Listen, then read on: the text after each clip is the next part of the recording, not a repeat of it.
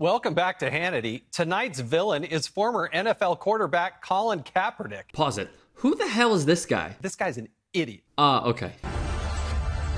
Speaking out against Nike's release of a patriotic Air Max 1 sneaker featuring the Betsy Ross flag. According to the Wall Street Journal, Nike is pulling the shoes from the stores after Kaepernick voiced concerns, get this. Nike pulled a shoe with the Betsy Ross flag on the back of it because of its troubled history. Yes, it's that Colin Kaepernick, the out-of-work NFL quarterback who refuses to stand for the anthem. You know who this is. White supremacist and 9.5 out of 10 in Nazi salute form, Laura Ingraham, who, of course, voiced her opinion.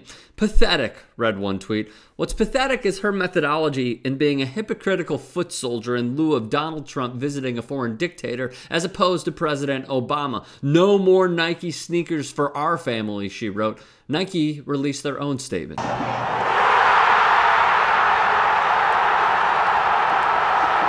So why is the right outraged today? Colin Kaepernick reportedly reached out to Nike and expressed his concern for the offensive symbol because of its connection to an era of slavery.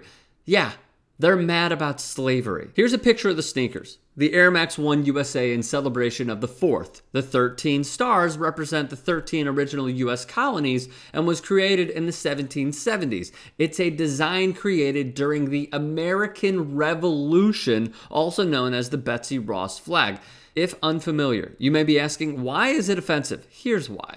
The Betsy Ross flag was used as a symbol of hate by none other than the American Nazi Party. Nazis, the Confederate States of America, this symbol as well. Even NASCAR was like, whoa, the Confederacy in the winner's circle? Will pass and ban the symbol. It has been adopted and used by white nationalists, proudly displayed in their homes. It's used as a symbol of hate by the KKK, coinciding with their flag, and even locally on the football fields of America, coinciding with another flag, the Trump flag, a prop for the alt-right. If it was not offensive, why would a school superintendent apologize profusely for it appearing at his home games? Neo-Nazi website White Pride Worldwide called the school district banning that flag an attack on white heritage and culture, while calling the National Museum of African American History and Culture an appalling eyesore. Furthermore, one commenter called the Betsy Ross flag our battle flag, and removing it is an attempt to erase their history, labeling the act shameful. Another said the removal of the Betsy Ross flag will result in forced interbreeding and mass rape if we let our guard down. Some local Klan units were required to use either the Betsy Ross flag or the Confederate flag at ritualistic meetings.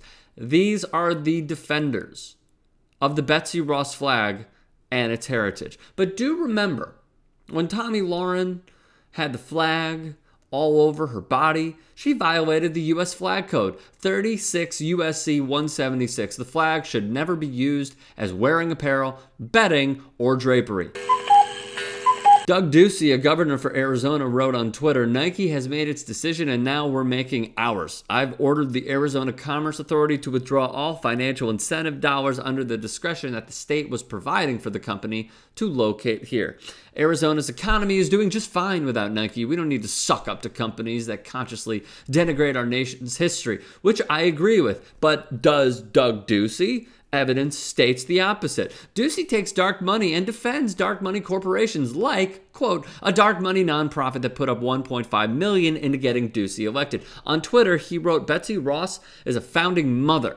Her stories should be taught in all American schools. But my question is, in what textbooks? School officials oppose Ducey's plan to take away $113 million they need for things such as textbooks, technology, and librarians. But yes, her story should be taught.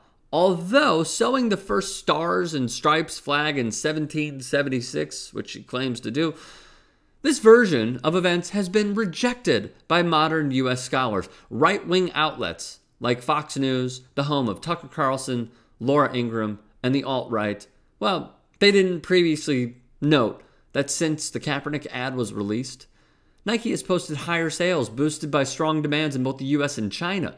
In the fourth quarter, sales rose 4% to $10.18 billion. Its share price has climbed more than 15% so far this year. We're yet to hear a peep from Laura, Tucker, and many at Fox News on this very subject. What I personally find troubling, other conservative Twitter users called for a boycott of Nike products over the move. Wait a minute. Just hang on a second. The rights cutting of socks and burning of kicks occurred already. They already said they were done with Nike. So technically, sorry to say it, viewers who like this, the pulling of the sneaker does not cater to you. You are not their customer base. That was evident when they signed Colin Kaepernick. That was evident. They didn't make that signing to go with you. They did it to go against you. And that is why they are doing this today. Your outrage in tweet form simply does not reach Nike's headquarters. It falls on deaf ears. You're not their customer base. But as Left PhD writes, and as we conclude, when you look into why Betsy Ross is trending and who is upset about the reason the flag is a topic of conversation, you'll find something very consistent. Consistent indeed.